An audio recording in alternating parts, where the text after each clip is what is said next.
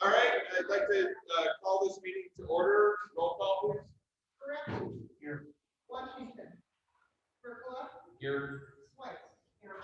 Middleton. Here. Duffy. Here. Westerhoff. Here. All right. Please stand for the pledge. I pledge allegiance to the flag of the United States of America and to the republic for which it stands, one nation, under God, indivisible, with liberty and justice for all. All right. At this time, I'd like to start the recognitions. Mrs. Slee.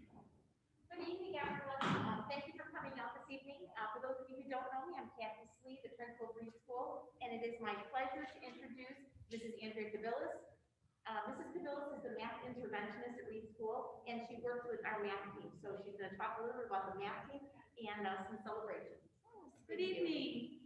So our third graders have the opportunity to be on the third grade math team, and they give up 2 recesses a week, which is a very big deal at third grade, to come and practice with me.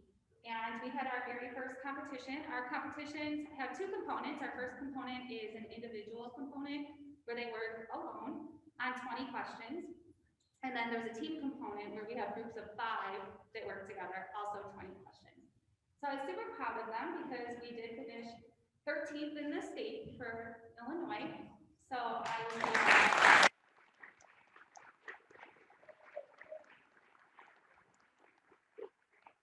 excuse my list, I just did not want to forget anyone. I know not everyone's here, so I just want to come up. Okay. So we have Sophia Emmett, Charlotte Carroll, Oliver Gospa, Jackson Harrison, Emily Leywitz, Ryder Leesky, Connor Mayer, Sophia Mattingly, Colin McElcott, and Devin Sukavicus are our 10 third graders.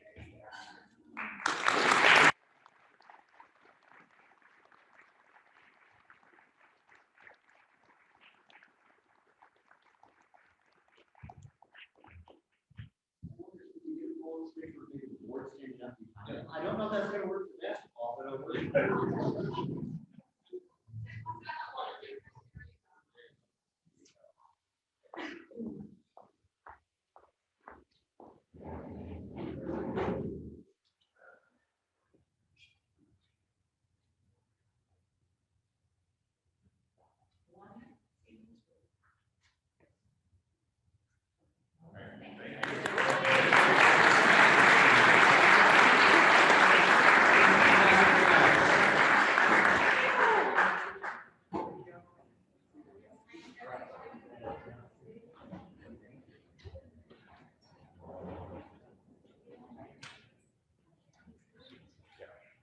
All right, thank you. And now we're going to recognize the middle school, some things there. So Mrs. Forecast.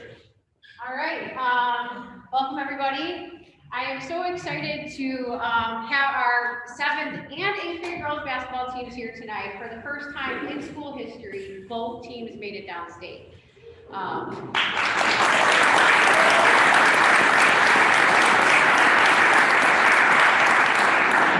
They really were so much fun to watch this year, both groups on the court. They just dominated. They really did all season long. I think beyond just their athletic ability, it's a group and of both 7th and 8th graders of just awesome girls. And so seeing them on the floor and on the court and then in the building, just leading and working hard every day is so inspiring. So I'm going to have Coach Whiteford speak today. Coach Lacko could not be here with us, so she's going to share a little season recap and then introduce the girls. Yeah. Hello. Wow, we really took over this meeting. Thank you so much. Like Sue said, this season was amazing. It was technically Coach Lacko and I coached the little Covet season last year, but this was really our first season with the girls. And the fact that we both made it to state is just absolutely incredible. It was amazing. The season to me, I don't know, the same to the girls, went by super quick. But we had a record, the 8th grade had, sorry, I didn't expect to say the record. We had a record of 19-3. I believe they had a record of 22-1. Is that 7th grade. Just unbelievable. We were the team that really everyone despised, and I love that. And just, they all wanted to beat us, and it was amazing. We won this, making it to state means we won our regionals, we won our sectionals. 7th grade made it past the first round of state, they got to the Final Four. 8th grade made it to the Elite Eight, and couldn't ask for a better outcome in this season. So I'm just really proud of the girls. They're amazing. So glad I got to know them. And I'm just gonna call them up here. Gonna get my list so I don't forget anyone. So just starting with our 6th and 7th grade combined team, we have Josephine Baranowski.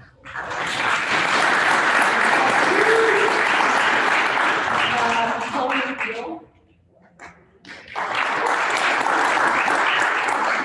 Mackenzie Egelhoff.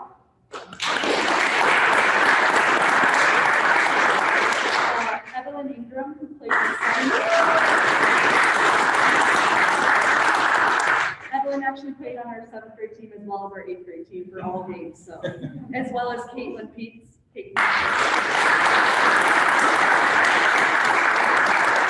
Briar Jackson.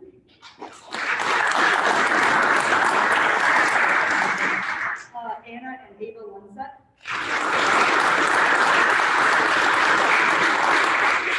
Ashley McCullough. Rowan Carter.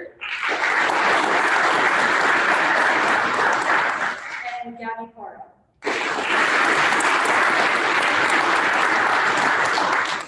So this is our 6th and 7th grade team. They made it again to the Final Four. Our 8th grade team, Sydney. Should we get a quick picture of Hannah? Yeah, sure, that's fine. You guys want to?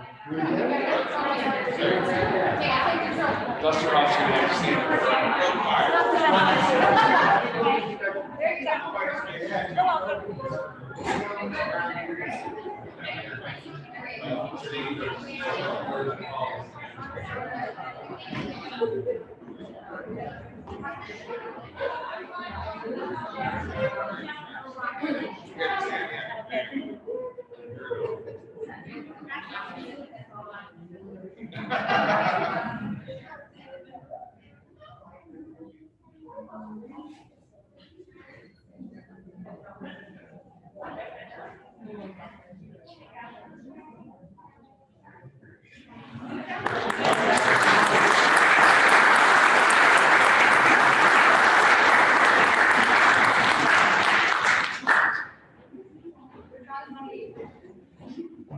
All right, and then our 8th grade team, Sydney Amschler.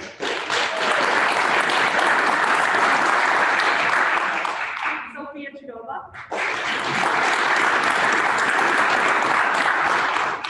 Bridget Farrader.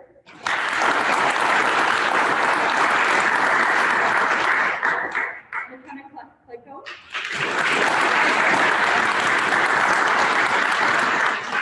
Jordan Clevo.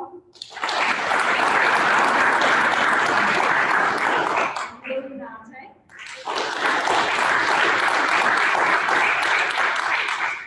Kate Nyson. Jessica Smith.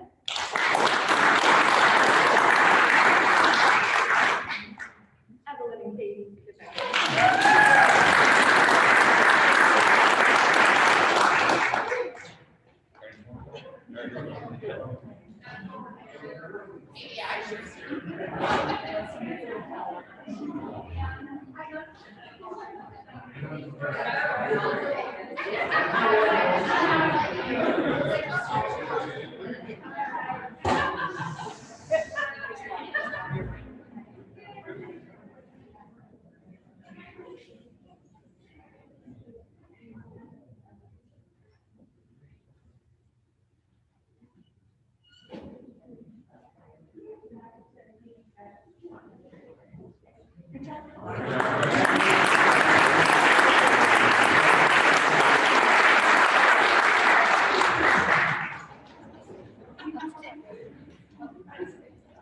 And we have one more presentation.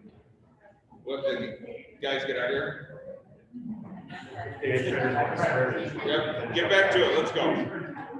Mrs. Kentos, please. I'm going to steal Ms. Kento's thunder for a minute because this recognition is for the Giving Tree. And that doesn't happen without a lot of work for certain D92 staff, not the least of being Mrs. Genso. So we're going to recognize the donors in a minute. Let's give the D92 staff who really made all this possible to support our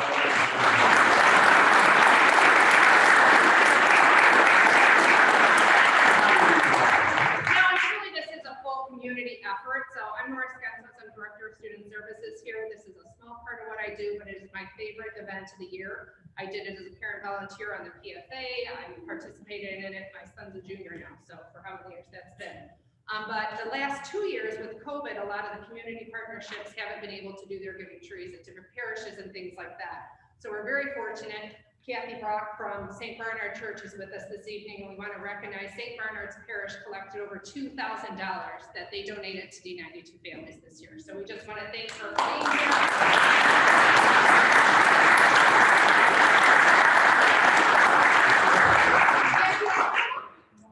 And we just want to recognize they do a lot of ministry outreach in their parish, but it was very important to their parishioners to help D92 and Homer 33 families, because that's where their parish partnerships are with. So thank you for all you did to get that going. We were able to help over 40 families this year, and it just made a huge difference. They had gifts, groceries, food, and presents to open on Christmas morning.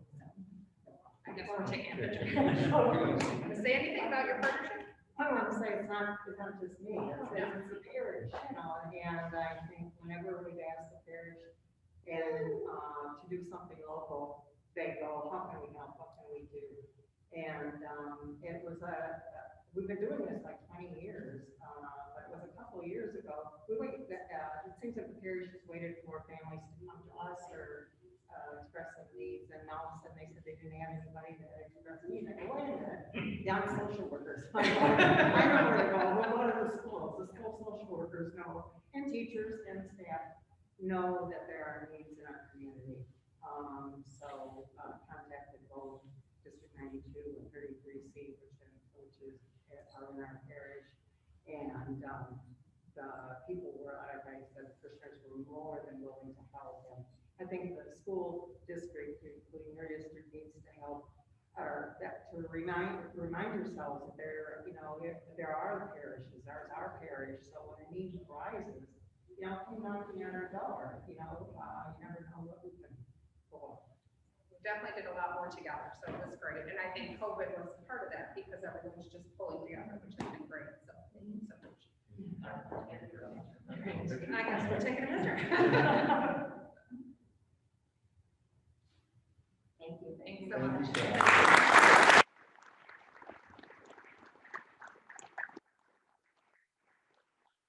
At this moment, at this time, we're going to recess and go into our regular meeting. Just on behalf of the board, thank you for taking the time to bring your students out, giving us the opportunity to recognize them in public like this. It's been a long time since we've had this many people able to be together and recognize our students. And it's the best part of our meetings whenever we get to do it. So thank you very much for sharing your students with us and making the time for me.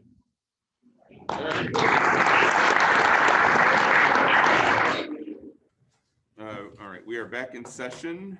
The Oak Prairie Junior High Student Report. Ms. Workes, would you like to introduce the students? Sure. I've got two students from Student Council here to present today, Sando Pasquale and Leah Weaning, who are active, involved members in the group, and they are just going to share a little bit with you guys today. Excellent. All right, thank you for having us. So, you want to share? Sure. All right, so since the last time we reported, a lot of stuff has happened, and I guess we'd like to share. So in early November, we actually dropped off close to 800 pairs of new socks, and we sent them off to the United Way, Will County, or for the United Way of Will County. So that, yep. We also hosted a box food drive. We had to extend the day because we did not have enough boxes, but in the end, we had 800 boxes, enough to fill up the truck of a bed. Yeah, we actually lined up the OP hallway and did the domino challenge. So yeah, and we also teamed up with the media center toward the end of November to have sort of literally literacy-based spirit week. So yeah. We had a lot more spirit days in December, and we had a lot of fun Fridays. Like we did some holiday sweater days, and prizes were given to the people who had the most creative sweaters. We also introduced a new thing called the Santa Wolf, where a dog would hide around the school almost like an elf on the shelf. We sold candy cane grams that were $1, and we sold close to 400 of them. They were all delivered by student council members, and they were wearing holiday costumes like elves, Santas, snowmen, and Christmas trees were delivered the sweet treats. And most recently, we actually hosted a onesie day on 1/1/1/21, and we're actually going to host a Tuesday on 2/2/2/22. Yeah. That's awesome. For the month of February, we're making an Acts of Kindness month. We're having wonderful activities like writing letters on walls, and people can grab them and give them to people. And that's just all about what we have done and what we have planned so far. Excellent. Great. Very good. Thank you. Yeah, I was shopping for onesies on 1/10/21 the night before. Oh. Did you find one? We did. We found a fantastic one. AFT report? Is there, I don't know that there is one, but if there is an AFT report, if someone would like to raise their hand, I don't see our union president. I don't believe they have a report tonight. Okay. All right. Sandy, do we have any public comments? We do not. Okay. Let's move on. On to administrative reports. Dr. Arnold. Sure, my information's in the board packet. I will just highlight shield testing. We are moving to, we've called it take-home test all along, but what it's technically called is unobserved testing, which means once we get this implemented, students grades 1 through 8 will be eligible to, if they choose, take home a month's worth of test tubes in a kit. It would be 4 containers, and we will submit them on Mondays, meaning the student, you just same rules, you can't eat for an hour before you drool. And so they could do it Monday morning before breakfast. They could do it Sunday night before breakfast. It just has to be within 24 hours, and send it to school. We collect it at school, but our goal is to eliminate the actual drooling at school. Now, we didn't make the rules, but from IDPH standpoint, that is only only 1st through 8th graders are eligible for that. I think they must believe that kindergartners are too young. So if we have kindergarten students who would still like to do the test at school, we will allow that. And then they want staff to do that at school also. Staff will not, adults are not eligible for that either. But we have been working on this since November, and we believe we'll get clearance to do that sometime. They keep telling us the end of January is a start date. So late January, early February, we'll get that rolling. Any questions about that? We do think that's going to minimize, it'll reduce the amount of lost class time, instructional time, and we'll have everything on a Monday then. It gives us all week for contact tracing and other things. Changes to COVID protocols, as we know, they did shorten the amount of isolation for positive individuals. However, we don't have what they promised, which was clearer, simpler guidance. It is probably, I would objectively say, more confusing. We continue to struggle communicating to parents what all the rules are and to keep up with them ourselves, but we are doing our best. So we're not in a bad spot. Our numbers are much better than they were when we came back from break. We're starting to level out. Last but not least, I know the board is aware of this, but there's a sample in the board book for the public. We have an awesome D92 parent who found a way, they know a lot about Google and all that kind of stuff, And right before winter break, gave us a sample of what it could look like with a more pleasing to the eye dashboard for COVID metrics. It's essentially the same information, but a lot easier to follow. We are doing some final test runs on that and anticipate having that in the next couple weeks up on the website instead of what we have currently. So not changing the metrics or anything like that, just communicating them in a different way. Excellent. All right, thank you. Assistant Superintendent for Business Services. All right, thank you. Just a few updates this evening, as well as we do have a visitor here that I'll introduce in a moment. First off, though, for the business office, it's an extremely busy time. We're hit right now with W-2s, 1099s, other kinds of reporting that's going out. So if the business office is a little frazzled right now, that's the reason why. Come February, things will settle down a little bit, and that'll be an appreciated time. We have rolled out the TRS, the Supplemental Savings Plan. So that was a target of January 10th. We've rolled that out. Also, just an update for the board. We had our ratings call this morning. Dr. Arnold and I sat in on the ratings call with S&P, and it went very well.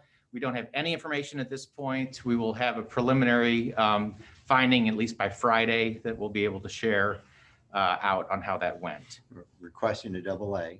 What we're shooting. That is the request that was made this morning, is the AA, and for all intents and purposes, the call went very well. The initial feedback from PMA was very, very positive from the presentation. So with that, I'd like to introduce Joe Bartkus, who's from Henry Brothers. Joe is joining us tonight. I haven't had a chance really to get Henry Brothers to the board meeting yet, and this is a good opportunity, and Joe's going to kind of update us on a couple different things, one of which is in the board packet just for board members is the budget update, where things stand preliminary from a preliminary standpoint. So Joe, if you wouldn't mind stepping up to the hot seat there, and the spotlight will come on in a second for you. All right, so Joe is just going to kind of give an update of just the lay of the land and where we're at this point. A lot's been happening, but yet still a lot more to come. Yeah, so right now we are in the bid phase of the project. We went out on the street, where we sent out the notices to a lot of the contractors we were inviting, put an article in the newspaper for notification. Our office has been making a lot of phone calls already to the contractors. They're usually emailed an invitation that explains all of the information and what we're bidding, the important dates, and where to get the documents for them to look over and submit a bid. So we've called everybody that we've invited. We got some good feedback. Right now, we're looking at anywhere from 4 to 8 contractors in each one of the bid packages, which we're bidding out 13 of them. Right now it's very positive. That does change during the course of the bidding phase. Some people do drop out, but we also do pick up some people.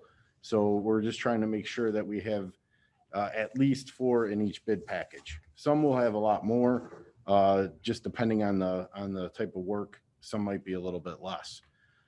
So the more bidders we have, the better, show up on bid day. It's more competitively bid, and you guys are getting the best number then. So, but yeah, right now it's going very well. Not a lot of questions from the bidders at this point, but I probably expect more next week. So like I said, the process is going great. I don't know if anybody has any questions about where we're at with anything at this point. Actually, I do.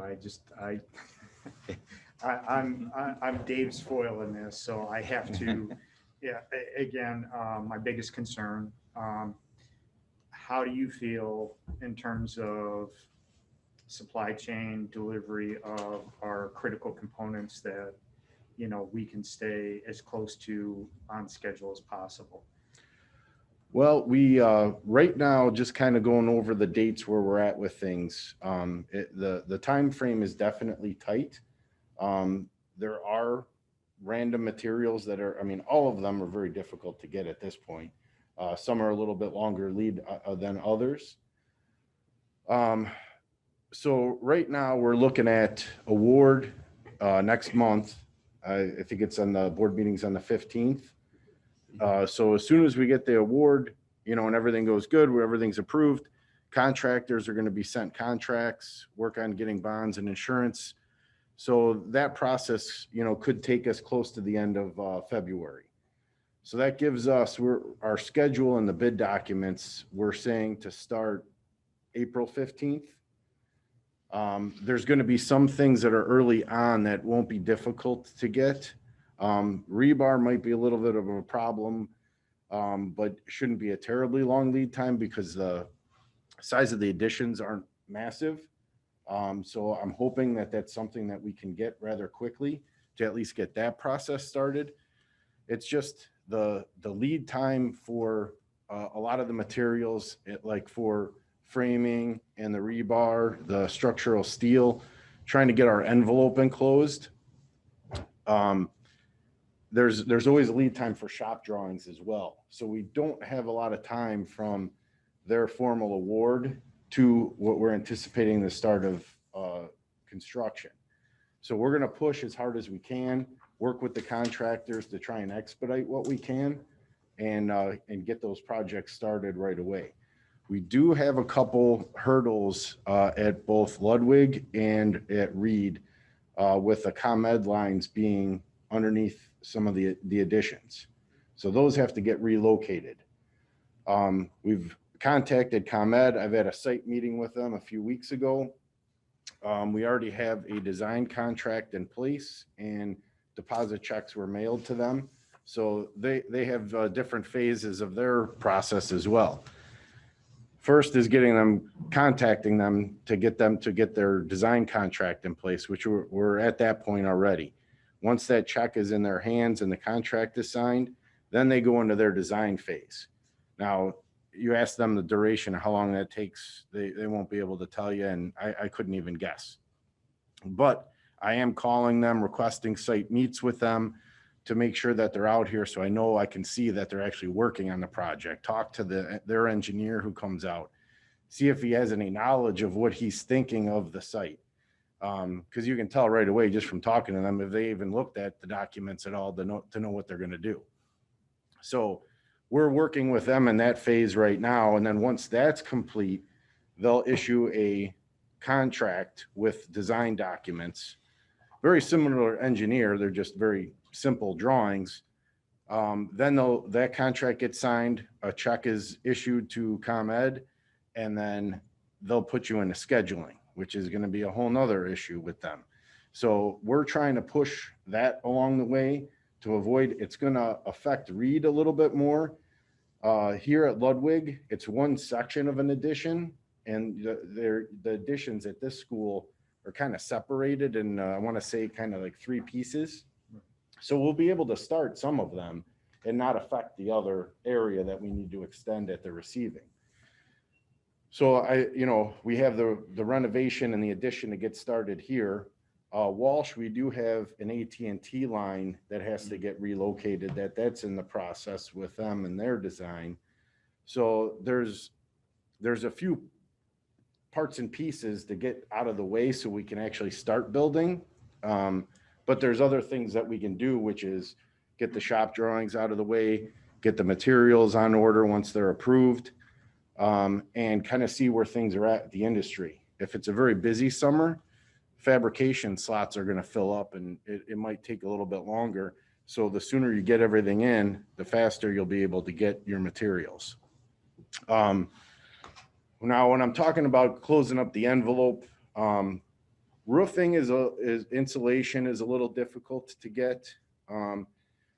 Metal framing, they were having issues with it, but it hasn't been too long of a lead time on that. And honestly, in some of the materials, if we run into framing issues where we can't get metal framing to frame the outside walls, we'll see if we could find other materials, a different gauge stud that we could maybe get sooner than what was specified. So we're going to have to try and do that with a lot of the materials and work with the contractor, work with the architect, see if what we can find that's more available can be used.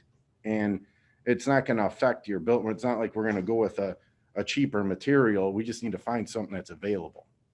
Still meets the design, but just something we can find that we can get a lot quicker.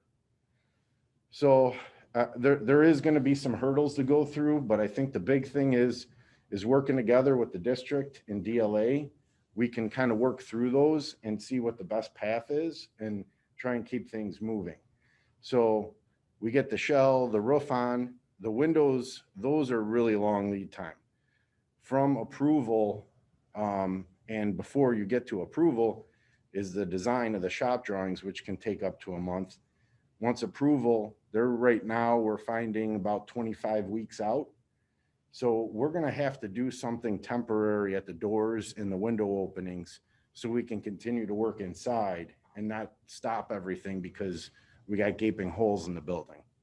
So we're trying to be creative to either do some sort of plywood and visqueen to keep the weather out and allow us to continue with finishes inside. Now, we might, during construction, let's say around a door opener or a window opening, we might have to leave the drywall out around those and then come back in and fill that in once the windows are in.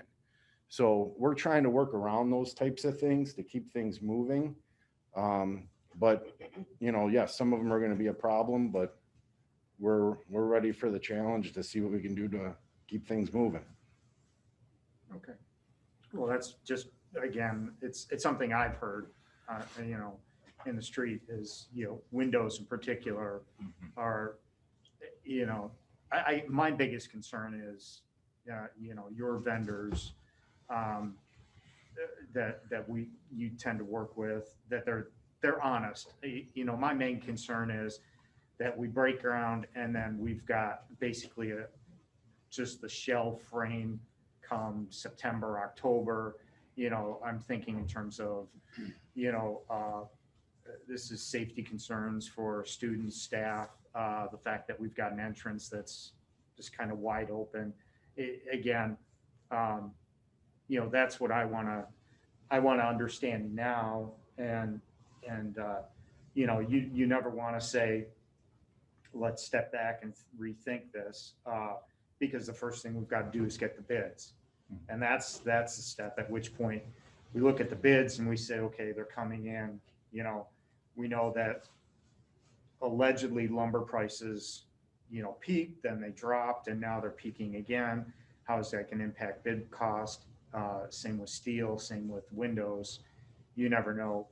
So just want to make sure that, you know, as we look at this, we step into the project understanding you know, you've got a plan in place, which is that's exactly what I wanted to hear, was that you knew about the windows, you've got alternate plans already.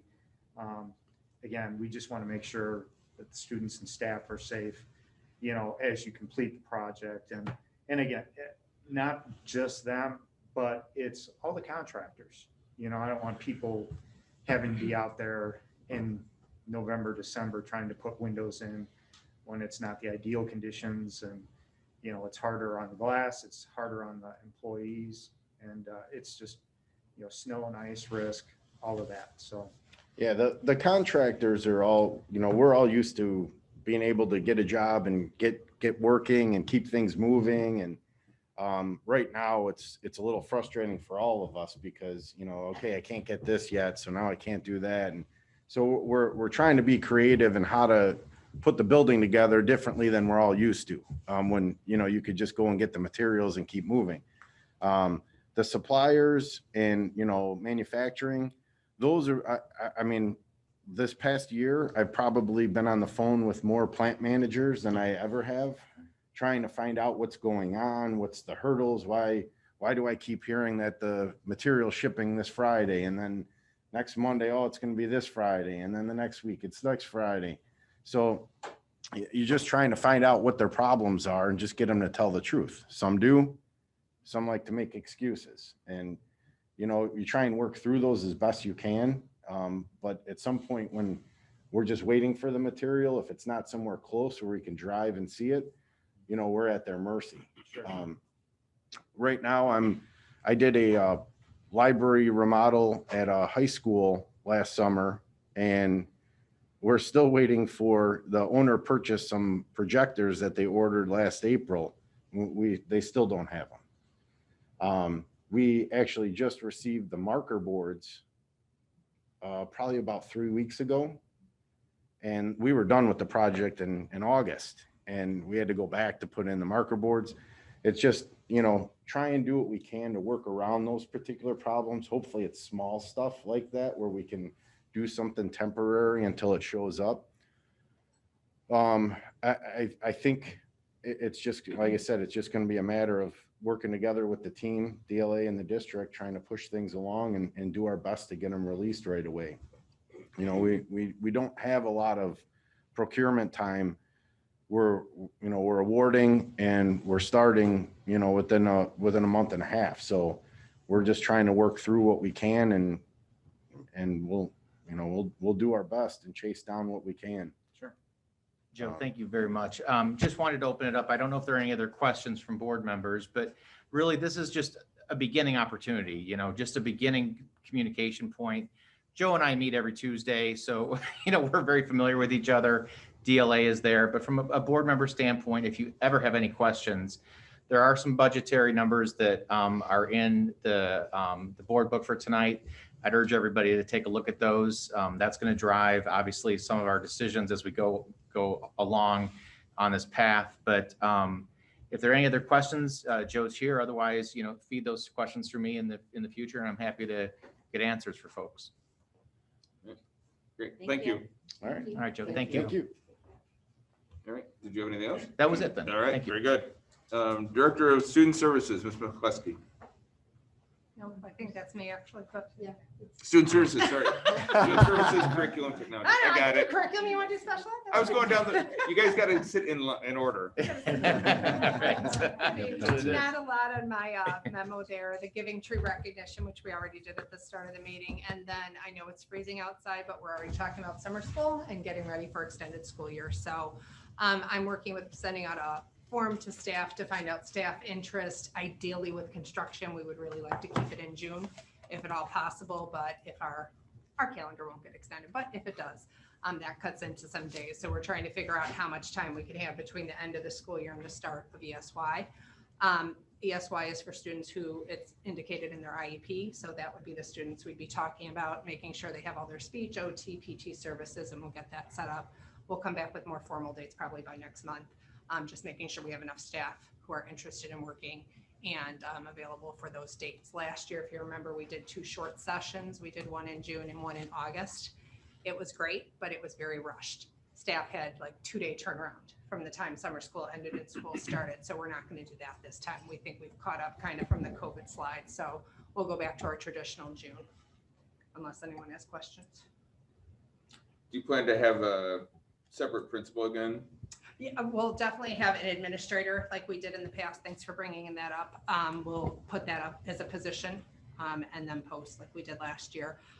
Jamie and I, when we did WIN and ESY last year, thought it would be great. Oh no, we'll run it. We'll save the district money. I don't know what I was thinking. That was a bad idea because then we can't do our jobs if we're running the program. So it did work really well last year. It was Elise Kohler. We'll post the position and see where we go. But it was nice having that interaction with the staff and kids, and then we were able to do what we needed to. The other thing we're working on this year, which is different than last year, is the construction. Obviously, historically, we've had it at either Ludwig or Walsh.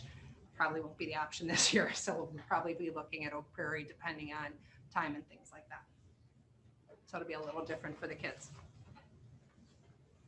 If I can just ask, I mean, I know, you know, every month you give, you know, a little bit of a, just an update. I'm feeling like special ed, I would like to hear a little bit more, maybe the next few months. Sure. If you can put, you know, you've been in the position, I think, what, 2 years? 2 years, yeah. You know, like just, you know, new things Sure. you know, you've implemented. Sure. You know, I just feel like I, as a board member, would like a little bit more information. Sure. So, Definitely. okay, thank you. All right. All right, now. Okay, Ms. McCluskey. here we go. Well, I'm just going to update you on a few things, and I'll just continue on with summer school since that was one of the things in my memo as well. We did decide after looking at the results from our summer win last year that we will not continue that for the summer. Those students that need additional resources will be provided based on our benchmarking scores and things like that within the school year. Okay, and then the next thing, we have an opportunity to work with Dr. Yvette Dubio on our diversity, equity, and inclusion. And we're working on that during our PLC time once a month with our staff. We had our first session January 5th during the Teacher Institute Day that went really well and was very, very well received. And we're continuing along with our math curriculum audit with Dr. Ann Roloff. She has met with the staff prior to the holidays in December and gave them all the math teachers an anonymous survey to complete so she could get a feel of where we're at with our curriculum, our strengths, our challenges, where we need improvements, and how it's aligned with the Illinois priority standards. Those results she's going over last week with 2 of our schools and this week as well, tomorrow. So once that is shared with the teachers, then I'll be able to present back to you in February those results and where we're at with that situation. And then the last thing is an exciting opportunity going on at Oak Prairie with Mrs. Forecash and her team. After some discussion with the PLC, the social studies teachers have been focusing on PLC question number 1, what do we want our students to learn? And what they decided was there's a lack of some geography skills and some other opportunities there for the students. And they're trying to develop 2 elective courses that would be available to 7th and 8th graders beginning next fall. One would be a geography class, around the world in 90 days, and the second one would be history and mysteries, and those are in the development process. There is a need for a little bit more excitement as far as the electives. There is a course right now, Discovering Languages and Cultures, that is very well received. There's a waiting list for those students that would like to take that, and so we're trying to come up with something exciting for the other students as well. But as we go forward with that, we'll be able to report back after we see some interest from the elective sheets that have gone out this week. We'll be able to report back to you in the February meeting. And that's it for curriculum. If you have any questions, I'll be happy to answer. By adding the 2 electives in social studies, is that going to be removing 2 other electives, or are we just enhancing the offerings? Just enhancing. Is there requirements for them to be able to have those options, or are those options for everybody? For every student. 7th and 8th grade. 7th and 8th grade. Oh, yeah. 6th grade will remain the same at this point. Okay. And then just Jamie, and maybe this is more of a question, I don't know, you or Dr. Arnold. I know when I was reading, coming into tonight, there were a couple areas that I saw surveys were being, done. I know on yours, just with the whole math, I think there was a tech survey going out. I know in my role at hospital, I don't have time to do all of these surveys. So when do the teachers do these? Well, it was presented to the teachers back in December, and they had a week or 2 to complete them. It was 4 questions, and it really was just to get an idea of where we're at with our curriculum and where we want to go. So it was anonymous. It was sent from our consultant from her email address. It was nothing that, Sure. Yeah. So it was a safe thing for teachers to feel trust and all that. It couldn't have taken more than 10 minutes, I think, to complete. And based on the results, the majority of the teachers did complete them. So. That would have been an appropriate survey for PLC time. That is PLC question number 1. Okay. So that would have been within the school day. That would have, if they chose to, they could certainly do it in the evening or something, but that would have been very appropriate at that time. Okay. So it's not taking time out of their personal life or adding on any more work for them. Well, and it's valuable if you know that you got a high response rate, right? I mean, if the response rate is, 90%. We have to have a stepping ground where to go from. So we need a basis so we could develop. For sure. Yeah, no, and I'm not disagreeing, it seemed like there were a couple, maybe, I don't know, at the same time, and maybe not, but I just, if we can, I think. Space them out a little bit better. Yeah, well, we're just kind of be aware of it, in that, but You know, I just think, you know, our teachers are hit, you know, especially this last year and a half, you know, with doing, you know, lots of different things, you know, so just, it was just something that it just kind of came up, you know, and I flagged it, you know, and I just was curious about. And the reason for the survey, if Dr. Arnold could agree with me or support this or not, was basically sometimes in a group like that, people are afraid to say something. So Sure. this way, there's a comfort level that I want to say this and I want my colleague to, you know, disagree with me or something. So that was the idea of the survey to begin with. Right. Yeah, no, and there is a lot of value to that, so. Okay, thank you. All right, Director of Technology. Speaking of surveys, my first one on the list is the Bright Bite survey. And that survey was given to all students grades 3 through 8, along with the staff here in the district. And it really measures the 21st century skills of the student and how they're being implemented within the district. It does some areas mentioned as well, such as connectivity, tech support, other parts as well. The survey, we got a good response on it, compiling all the results for it into nice, beautiful charts and pretty things. We present next month to the board here. We review it with the administrative team and with Tilt this coming Monday, actually, to just see the results, explain what they all mean, because it's our first to take in the survey here. I given this survey in the past in our prior district, and it's always a good kind of barometer point because this survey is given throughout the country. It's given districts throughout Illinois and throughout the country, so you can just kind of see where we measure up and how we're kind of faring and moving on the process. Software rubric.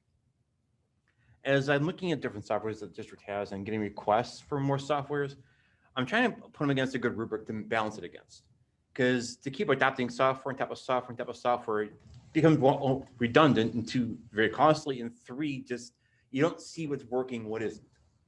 So I'm trying to develop a good rubric to look at and say, okay, well, what's it measuring up against? Do we have something similar already? What can it replace? How will it be implemented? Who's going to do the data for this? How the report's going to look? Stuff to that effect. So when we're bringing new stuff in, you can really say, oh, this is what it's going to do for us. Okay, how can we measure that? Oh, that's great. Then moving forward and down the road with that software.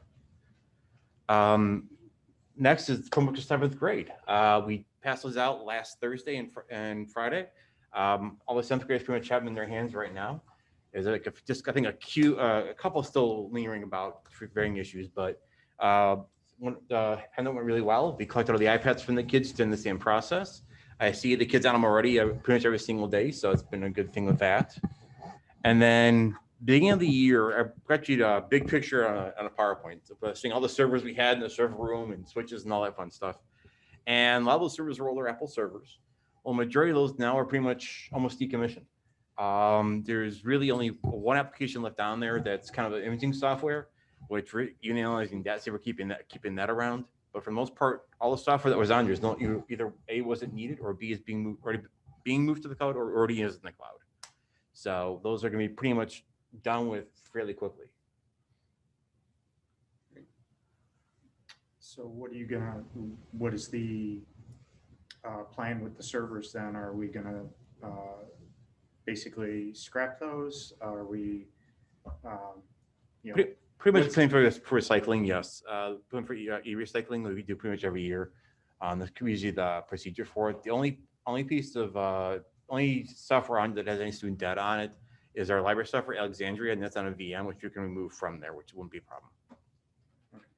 That's my only concern is what's on them and what's our protocol for just destroying that data.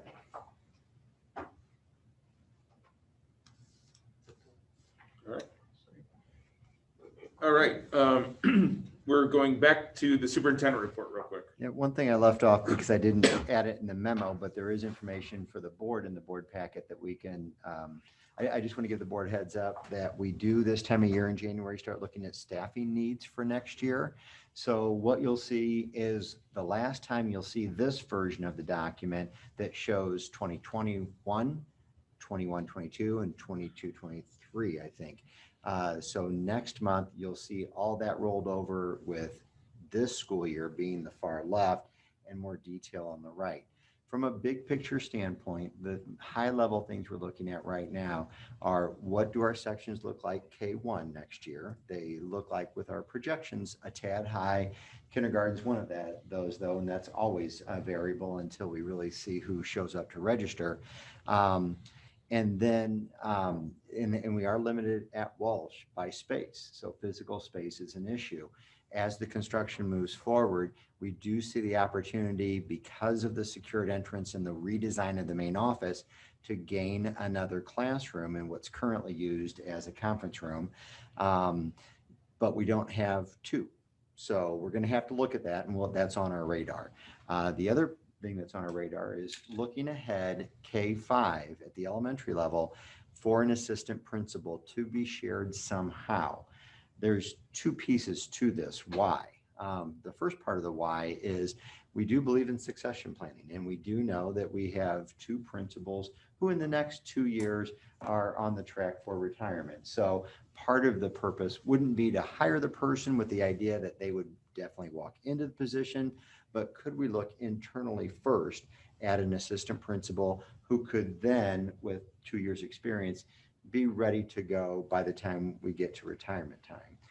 The second part of that is we've objectively laid the administrative structure up against the evidence-based funding model. And that would show that we're just about 2 administrators short, just about, I think it's 1.83. We're not looking to maximize that. We're looking to just say, let's start with 1 and see what an assistant principal would help with from a succession planning and just the workload in K5. So we don't have a firm plan yet of how that would be shared. Would it be at certain schools, certain days, or things like that? Do we tie it to the buildings? I mean, you look at Walsh having early childhood and pre-K and the level of needs. So we're going to go through that analysis as we are sure that the board is fairly supportive of that, for how we would fit that in. It's always a trick to share an administrator across buildings, and regardless of what we do, the person will be in one building and they're needed more in another building. I've been in that situation myself. So we do anticipate bringing that back to the board for an action item in February, that position. The K1 position, we're still going to analyze. I don't anticipate that coming back that quickly. We'll have to wait and see what registration looks like. But any initial questions around that? And you can certainly, we can talk about it tonight. I'd entertain questions between now and the next board meeting also. The assistant principal, would that be just strictly internal? Well, that would be our first look. Ideally, that's where we would look first, but I don't want to limit us to that. I mean, we've honestly, in the past couple of years, we haven't had a position like that open, and we've lost a couple of really good teachers to other districts as an assistant principal. It's happened a few times to us. Part of me wonders if we get somebody back, if there's someone internally who would be interested in that, and which is all why, from a timing standpoint, we're looking at board approval in February so we could get that posted and take action on it right when that season of hiring is heating up. But our first look would be internal, but we don't want to limit it to that. With the redesign of all of our office spaces, are we accounting for that to have a new administrator? Something we're going to revisit. We have those auxiliary offices. Yeah, as Tim is saying, we did create an extra office that's both a small conference room, so we have some flexibility built in, and we'll have furniture for the small conference table, but it can also double then as an office potentially for someone else. Mm-hmm. So we're trying to plan ahead as best as possible. Yeah, it would make sense to really look at it now and make sure that we have the space for somebody to work effectively. We envision it being more of a flexible shared space than my home kind of thing. So, but we also understand there's a need to have all your stuff in one spot. So I was going to say, an administrator needs a home, I think. I agree. And that's the imagine being a traveling admin. Not the back of their car. Yeah, and that's the rub of sharing. It's a tough position to share. So especially if you're looking at a an aspiring administrator they need to have a home. So just let's make sure we're accommodating for that in some way. Got it. That's all I had. Okay. Anybody else want to go back? No, all right. I need a motion to approve the consent agenda as presented. Furkeluk, Slice. Roll call? Middleton, Yes. Gurecki, Yes. Stopke, Yes. Washington, Yes.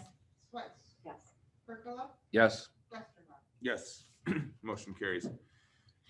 We don't have the contract, correct? No, We're gonna have to table that. we're getting there. It's with their lawyers right now. Okay. Do I need to actually table it or just? We'll note that we're tabling Yeah. it. Okay. I need a motion to approve the auditor agreement. Gurecki. Stopke. So we've had Gazin Smith, Michael Esco now since I believe 2015 or 2016, something to that effect.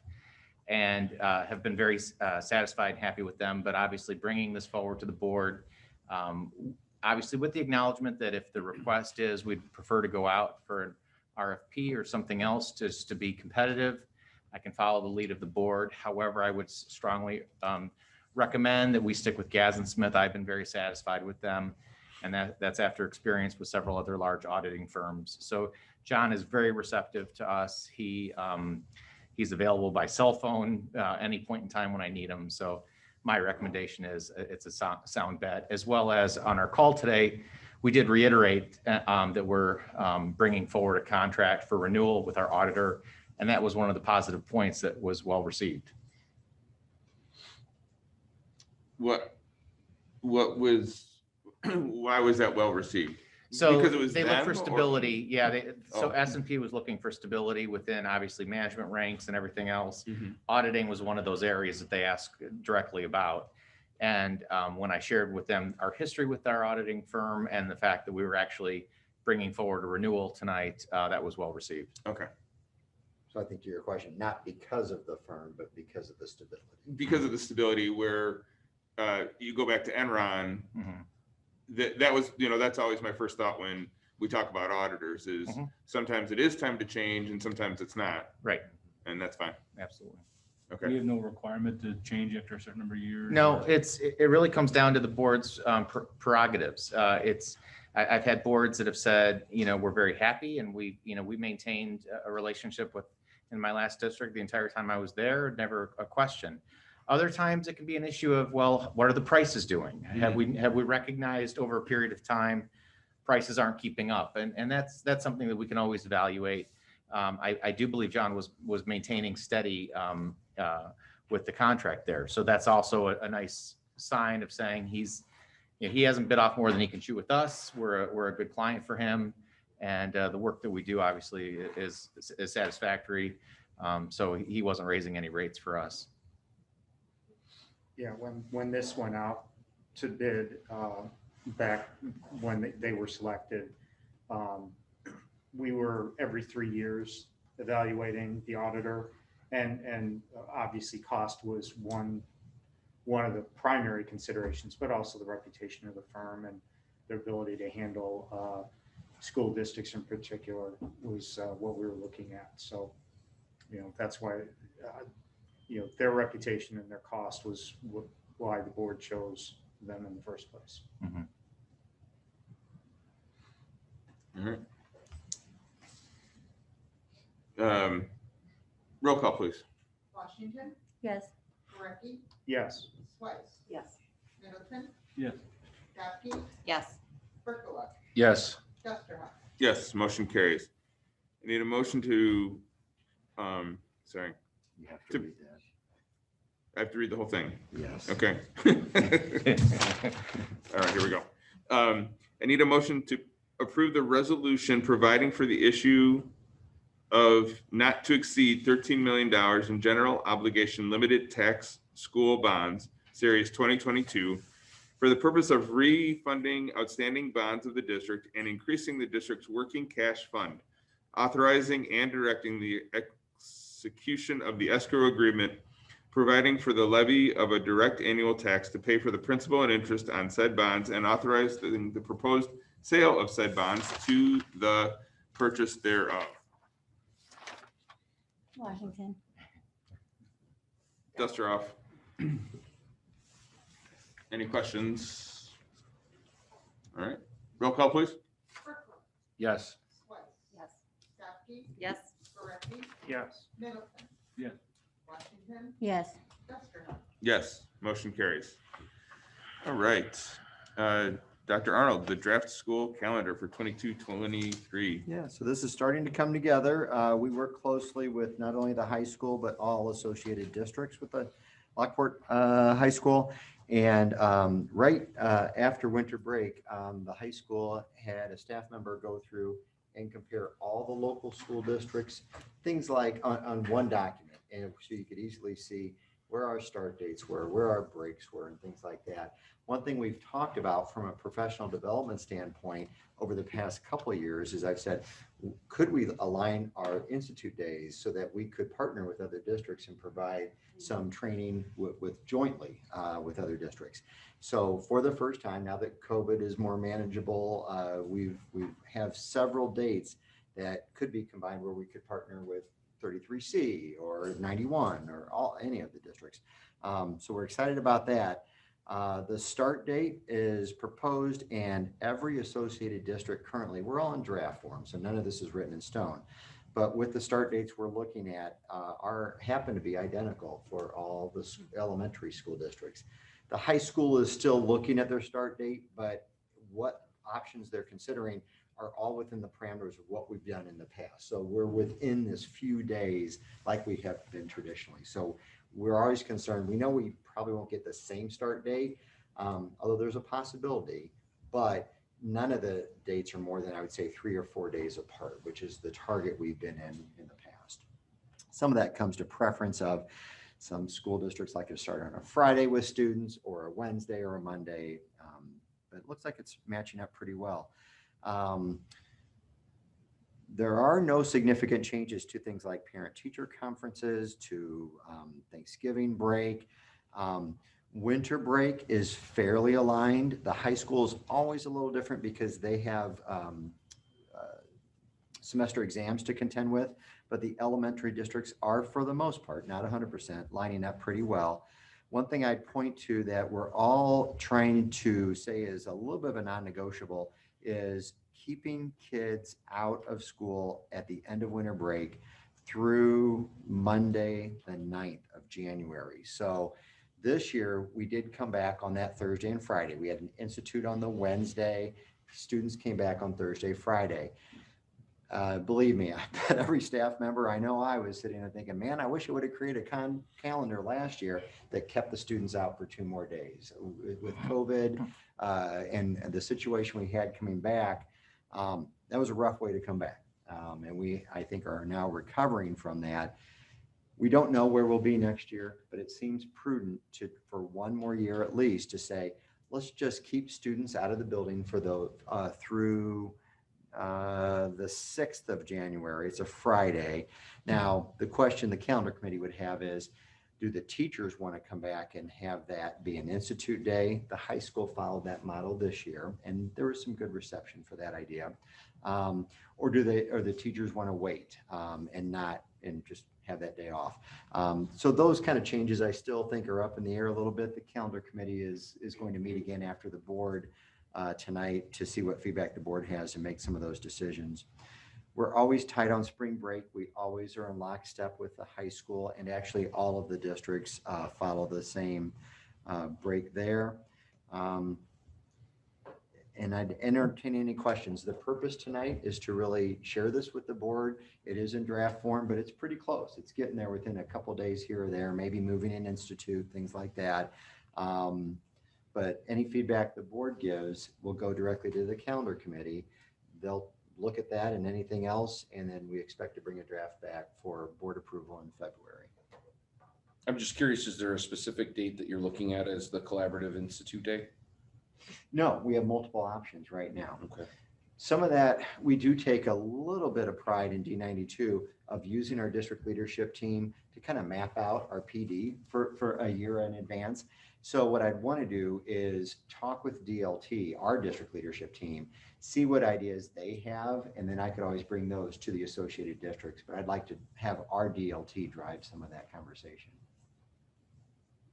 Tim, I think a couple of years ago, maybe it was last year, we decided to stay in school for Veterans Day. Mhm. I think the time the thought was, if the veterans are off that day and we're in school, we could actually have, we can do events. Obviously, COVID has kind of put some strain on that, but do we have any feedback from kids or families about, them not being off on Veterans Day and not being able to maybe participate in things outside of school? I don't know if we've gotten any feedback specifically with that or any of the other days. Each year, we have a few students who maybe go to attend stuff and they have an excused absence for that. That's never a problem.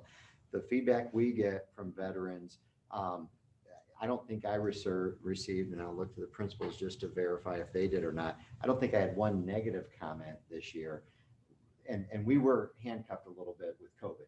But when we can do the right kind of celebration that isn't impacted by COVID, hands down, the feedback I get from veterans year after year is that was amazing, and they would always value that. But like I said, we do have a number of students whose parents who are veterans who have other activities that they do get an excused absence and they go attend. But our principals and our schools put on really meaningful ceremonies that are really different based on the building. Developmentally, you celebrate and recognize differently at Walsh than you do at Prairie. So I can tell you from experience, my father's a vet. He's been at Veterans Day celebrations at almost every one of the buildings, and just thinks the world of our district for what they've done. So think that's awesome. And I do just on a side note, there's a hurdle that has to be had now, because we're now giving students off on election day, which you had to give that day somewhere anyway. So I just want to make sure we have gotten any feedback, we were accounting for it. So this is good feedback. I mean, look, any concerns pop up this year? Like I said, we couldn't do our full-blown recognitions. That was disappointing, but that was COVID. Even though we streamed ours this year and we couldn't invite veterans, I still got some really nice letters from families thanking us for what we did even through COVID. So I think we're able to work around it and still make it meaningful. I don't know that I've been one to any of our schools that's done outside of COVID that doesn't bring a tear to your eye with just pride. Yeah, my father's a vet too, and he's been at Reed and Walsh and Ludwig for all of them. So, yeah, Can I just ask about going back to the calendar? Sure. So positive feedback overall from like what we did this year as far as, I mean, I know the high school, we went till what, the 23rd of December for winter break? no, this year we got out the 22nd. 22nd. And then, I mean, Next year we're going to go to the 23rd, I think. okay. Because Christmas. Just, and, one, I always like to see, us fairly aligned, which, I mean, you mentioned, paying attention to that, but, just, our staff, are they good with getting out that late before the holiday?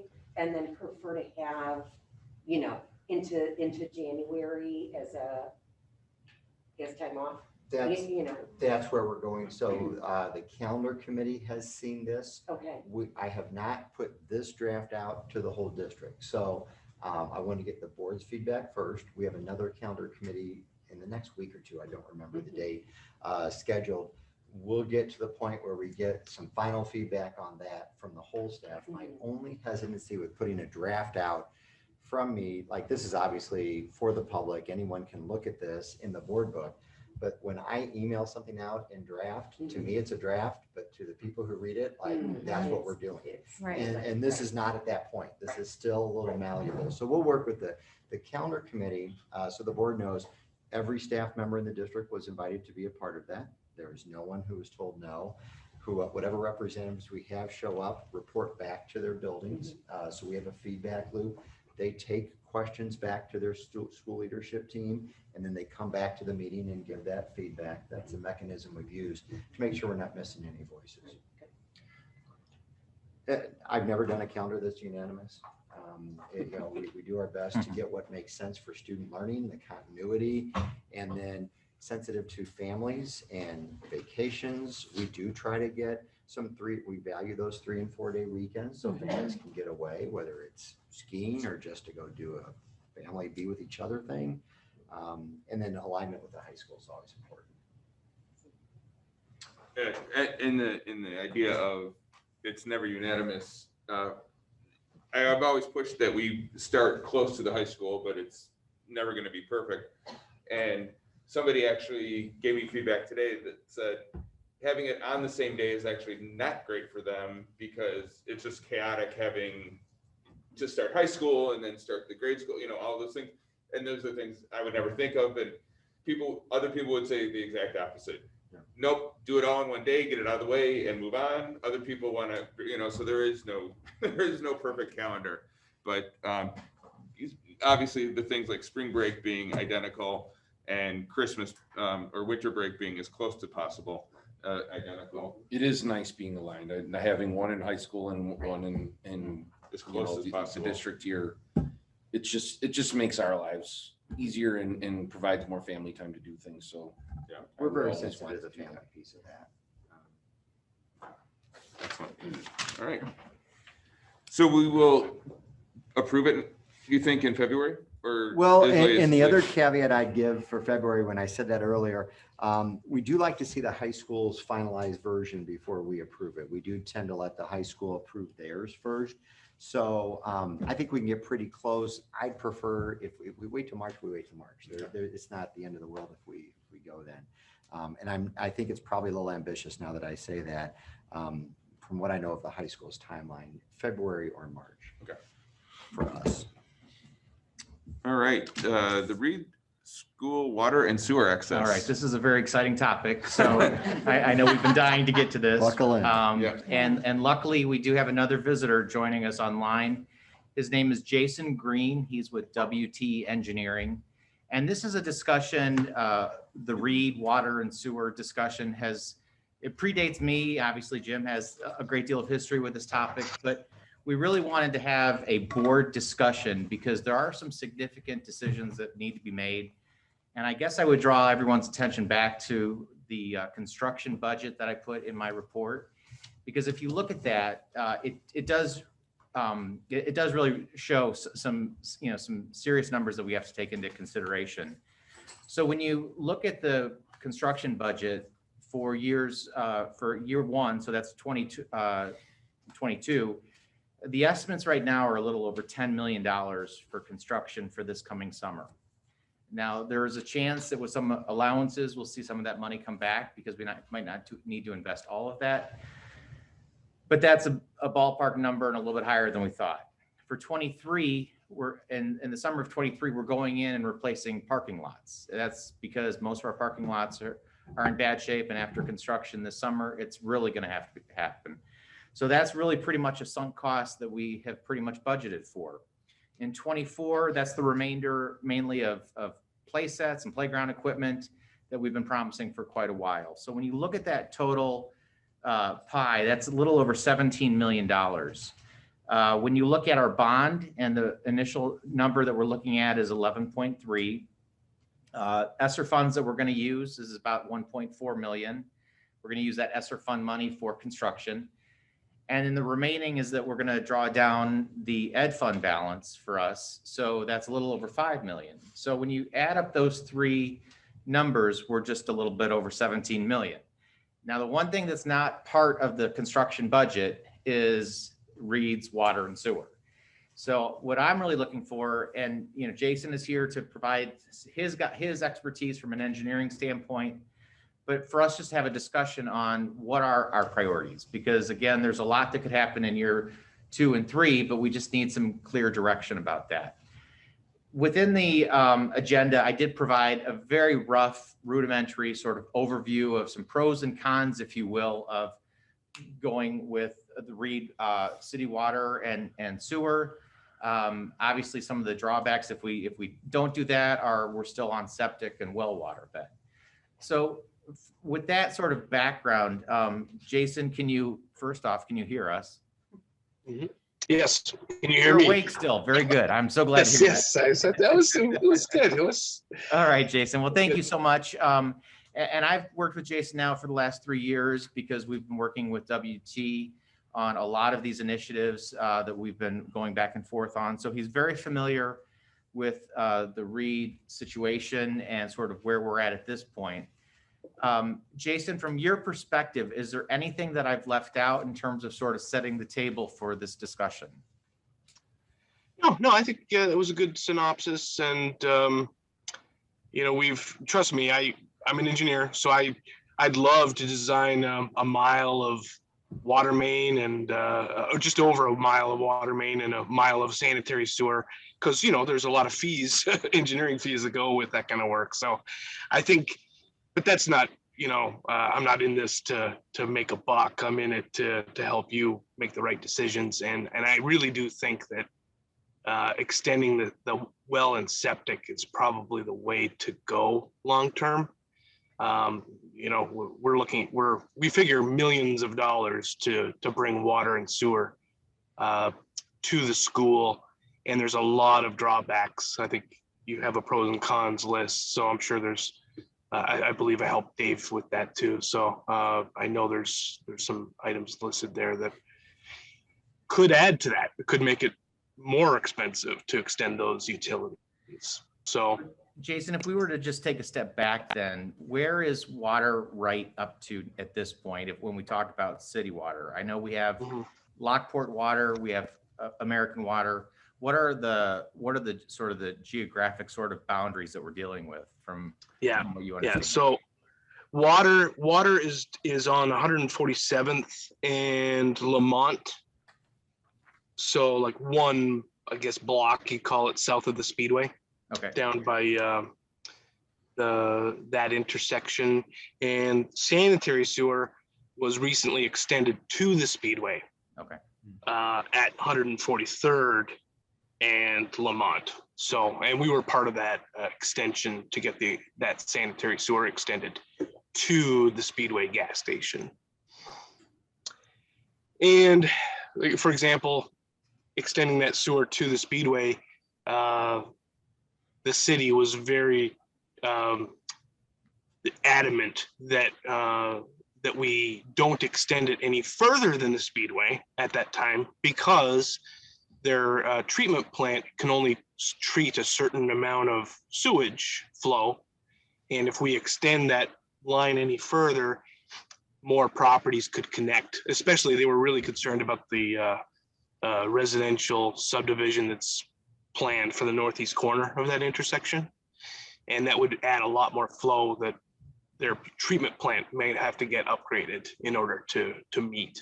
So that's one of the big unknowns of the cost that we've estimated millions of dollars, and that doesn't include improvements to the city of Lockport's facilities. Okay, all right.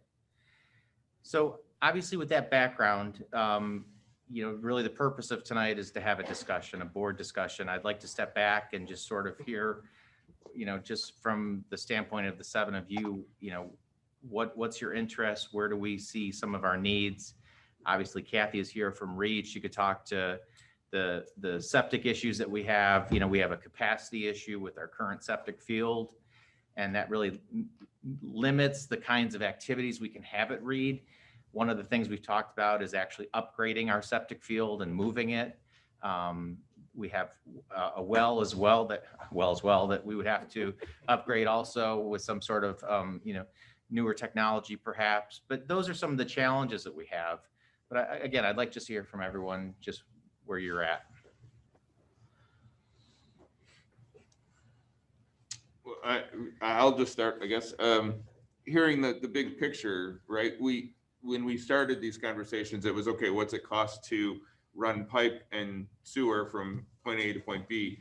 And then you add in, how does it affect the city? And, so there's so many layers to this. Hearing from, I don't know what kind of engineer this handles this. Civil. Hearing from a civil engineer, is very helpful in putting all of the other pieces that we can't even begin to think about in perspective, that it's really probably not a feasible way forward at this time. It doesn't even sound like we might even get approval from Lockport, the city. Yeah. Right. I mean, we could want to fund it all we want, and they could still say no. Well, and that is a valid point of just the time frame. Jason, do you have any information on just the lead time that it would take us to just lay the groundwork and the foundation for approvals and just the other bureaucratic hoops that we would have to jump through to Yes. move down this path? It would be years, probably minimum 3 years timeline to get it worked through, and likely longer. One other thing I didn't mention is we would likely need easements from property owners between Reed School and the connection points as well, because the county has plans to widen 143rd, and so the water line it would have to go in the grass area outside of the road, and that in some cases could encroach into front yards. So we might have to get easements from property owners. And, you know, I think I did count up the number of property owners between us and the connection point. And for the water line, if we went on the north side of 143rd, it would be 34 properties we would go across. On the south side, it would be 16. And for the sanitary sewer, it would be 24 properties on the north and 10 on the south. So all it takes is one of those property owners. You know, maybe that property owner doesn't like the school district for some reason, you know, and that reason could be, I mean, you know, I've heard people don't like schools because the children have fun and they squeal during recess time, you know, I mean, the most ridiculous thing you've ever heard. Like, how dare they? I hate the school district. They're having fun over there, you know? So, you know, I'm not saying this school district's done anything to deserve to be disliked, but you know, you just can't make sense of some people's reasonings, you know, and if they don't like the school district, they're going to either make you pay for their easement or, you know, hold you hostage and not give it to you. So that's another challenge. And that we call it land acquisition. So acquiring the land or the you know, the access that we would need, that's a big part of the timeline. Jason, what work have you put into the existing well and septic tank, and what our options there are in discussing that tonight? Yeah, so I was out there, I don't know what that was, just before Christmas. I was out there, we were digging up the septic tank lid, and I was physically out there measuring the stuff, and we were dye testing the system. So I've done that. We've looked at you know, the cost to fill in or demolish the existing septic field, and then build a new one, possibly down by the ball fields or somewhere that would you know, give us more space to have a larger septic field, but maybe free up the existing space where the septic field is for some other use. Parking lot expansion perhaps, or something else, you know, something that's more valuable in that location close to the school. So we did figure roughly $100,000 to do a septic field replacement. So in our mind, it's it would be probably most economically feasible to replace the septic field. The water well, we haven't analyzed very much, but wells are relatively inexpensive to construct. So we do feel that we could replace the well for well under the cost of extending the water main. How long does it take to dig a new well? Or So it's relatively short. It might be days, you know, once the driller gets out there, it might be days, but we would do it during the summer, you know, figure a week or two with mobilization. So a new well gives us, it improves the issues we have now, gives us the capacity we need to host more events in the school, buys us a little time for the construction that might be happening down 143rd, you don't have to worry about, you don't have to worry about easements, and paying off local residents and all this other stuff. Kind of, Yeah. the case kind of makes itself. And is the, Yeah. is Does it the, just buy us, time for Oh, this to no, be issued? no, no, it'd be long. you These are could long-term. realistically, I mean, we sized the well appropriately. We put our own filtration on the well, which would improve the water quality, take all the iron out. We do that. We have the physical space. I mean, again, in our renovations, we took the original water tank in that building, which was huge. I mean, our maintenance staff used to climb into this tank every summer to scrub it down and clean it and sanitize it. It was that big of a tank. You could get 2 people in there. So now we're in a much more compact pressure tank situation. We could get filtration equipment in there.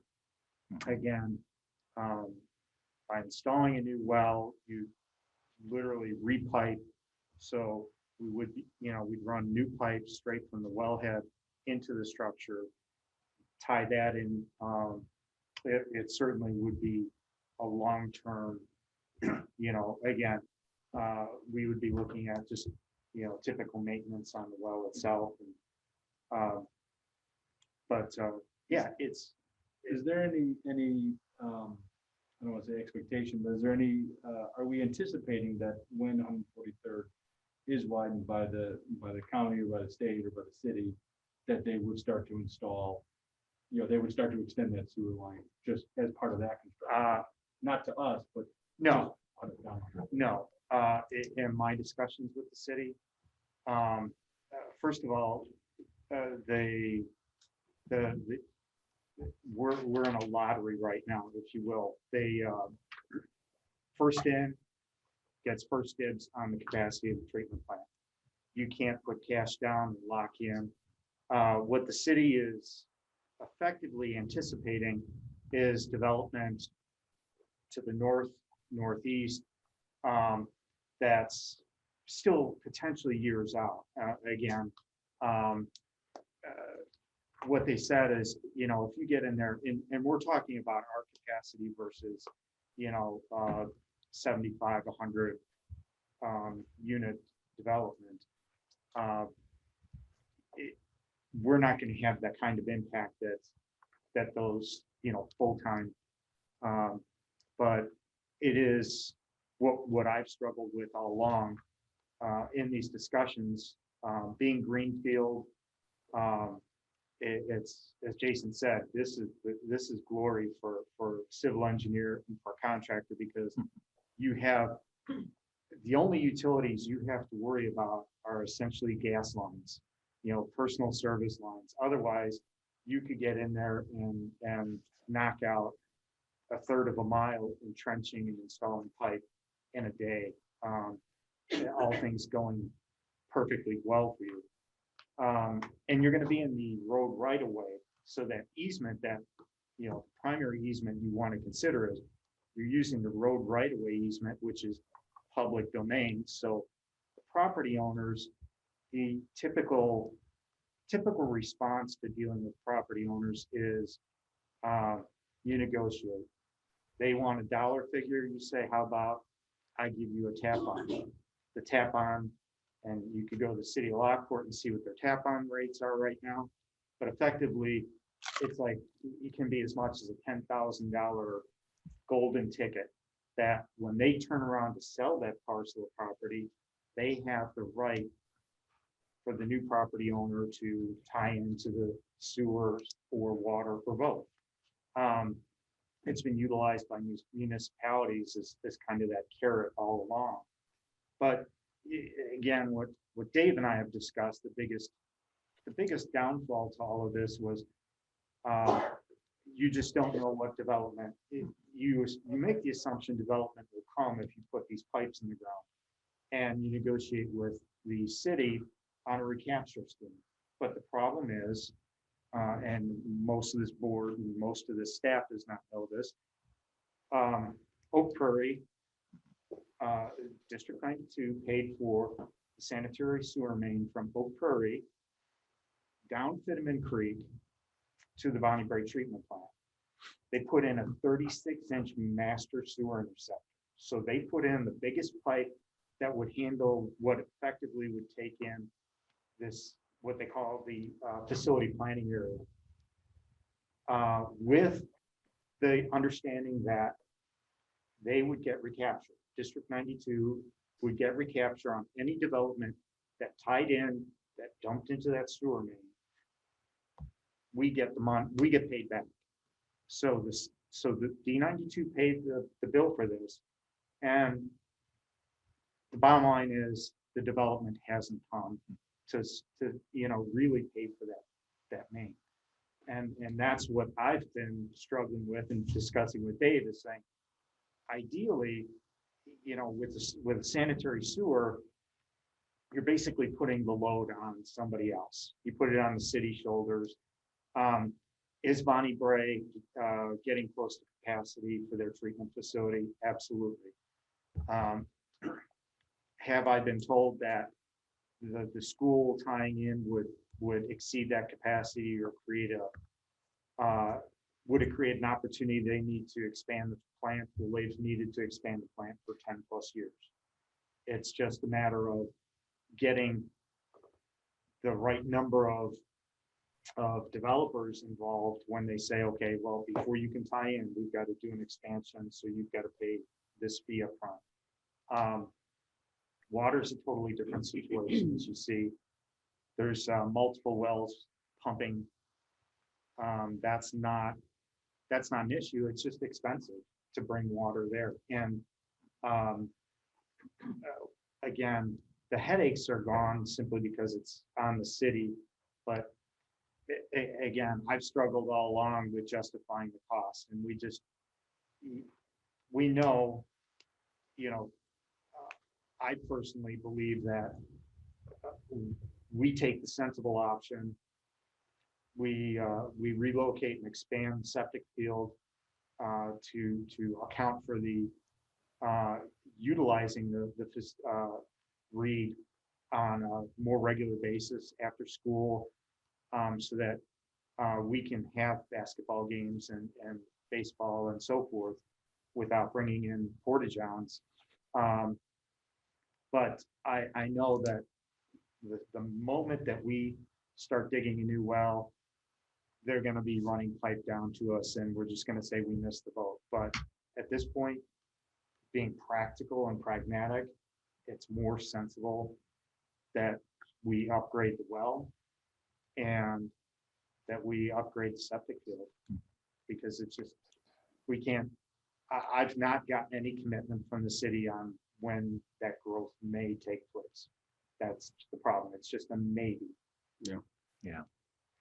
Well, that's been the discussion that we've had. Jim and I have gone over this for 3 years. So I appreciate having the discussion at the board table. This has really been, I think, some clarification. Maybe to sum up sort of some of the discussion I've heard is, it sounds like the money that we would be required to invest is better spent elsewhere, is maybe a high level view. Is there if there's another viewpoint, obviously please share it with me. The budget obviously we have not approved the 3-year, but that's out there for everyone's view, and I think next month I can bring that back and we can have some further discussion about that. So I think the one question I still have, money, very, probably the biggest, but aerial views of those fields, like I've been back there, but I haven't looked certainly from an aerial view where the current septic system is, Yes.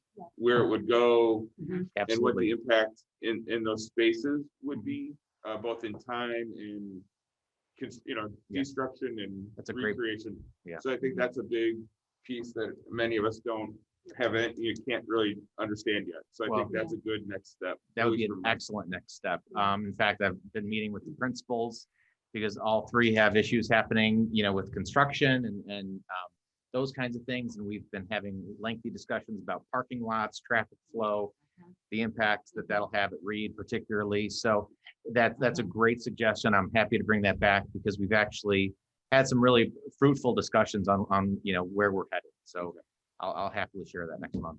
Excellent. Jason, thank you so much Oh, for attending. Yes. Appreciate it. Yes, Thank you for all your work. Thank you. All right. Sorry, we can't give you a great project to work on, but Yeah, no worries. At least I got to talk about sewers and water mains for an hour, so we're good. What else can you ask for? Right? all right. Have a good night. Thank you. Good night. Thank you. So it does seem like Dave has, am I hearing in the direction of not looking at the well and septic versus extending the line, is the planning going forward? Yes, Okay, that's good. Thank you, everyone. Just wanted to clarify. All right, demographic study. That's just there for the board's information, kind of hot off the press. That was done in conjunction with the high school, although we did pay a fee for a portion of the fee for this. And so we do have our own information that's there for the board to review. Going forward, it would be something that we could do more, just have more discussion around at the February meeting if the board chose. But then also the high school is looking to bring Jerome McKibben back to do an in-person report out for all districts, probably at a Saturday session. It'd be probably open to the public, boards, and a good Q&A for that, looking like the end of February. So I don't believe that's going to happen before our February board meeting. So you can certainly review it and then talk about it in February, and then get any questions that aren't answered from the source. It's interesting stuff, but it's a lot. Yeah. That's why I didn't I expect started everybody reading it, to I was like, process it yet. Yeah, it's gonna take some time Yeah. to dig in and absorb. Yeah. But do make some notes, questions. There will be that time come February. All right, any other? Okay. Old business or new business? What do you? Oh, the closed session, yeah. All right, everything else was in the board packet. We have no other public comments. I guess one quick new business thing. Now that we're back running board meetings regularly, am I wrong, but before COVID, were we doing regular principal reports of some kind? I don't just started. We just started. And And then it, obviously with COVID, like, Okay. that was the least thing. So Okay. it's so wonderful to have all of you back with us in these meetings and here with us. So if we could tie that. I'm sure you're so happy. Yeah, right. Yeah, I mean, it was just one time. No, I think we were, No, I think. we were starting to work in. It was like once a month, each school, once, so Oh, that- Walsh, Reed. Yeah, Ludwig, I mean, it was. So we'll leave it to DLT to Yeah. come up with That may have something. been before me. I'm not recalling that yet, but No? I We just talked- remember the. Grant and I talked annual. about certainly wanting. to I do know before I came onto the board, at the end of my last time, we had asked, like, we just wanted to hear how things were going, a general report.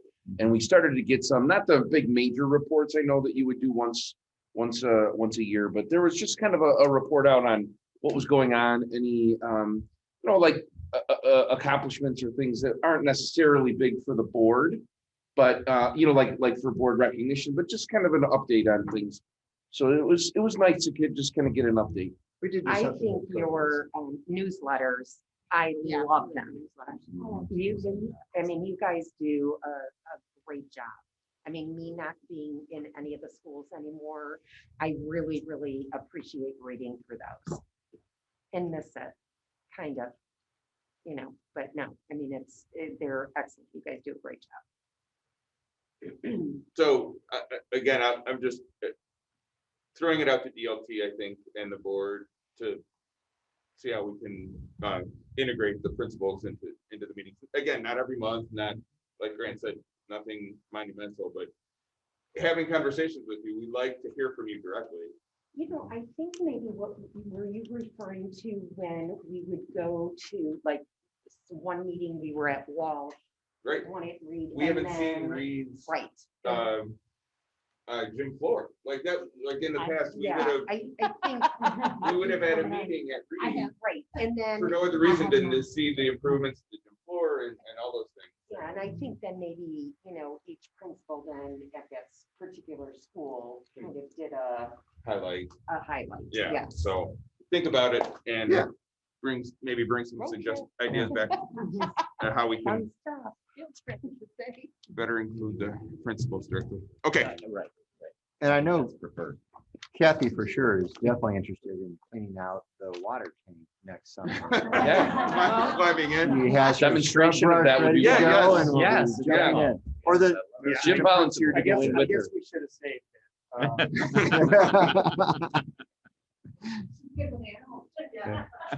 Better that than the septic. I'd rather clean out the water tank. No. Who had the? Reed was had here it. though. That was here, that was with the bed. No, animals were over Reed. Oh, The cows were over Reed. Oh, yeah, that was awesome. Alex is so excited. That was Reed that had cows outside the bed. That was I was talking fantastic. about what happened here this summer. That was bad. Oh, bad. Yeah. It's been such an exciting Yeah, year. right. On top of COVID, man. That's right. We don't need to take field trips to the zoo anymore. What will be next? That's the question. Yeah. Okay. I need, the board is going to go into closed session for the purpose of 5 ILS 122C subsections 1 and 11. I need a motion to enter into closed session. Domke. Spice. Roll call, please. Yes. Washington. Yes. Gurecki. Yes. Middleton. Yes. Percola. Yes. Swice. Yes. Osterhout. Yes. All right, we are in closed.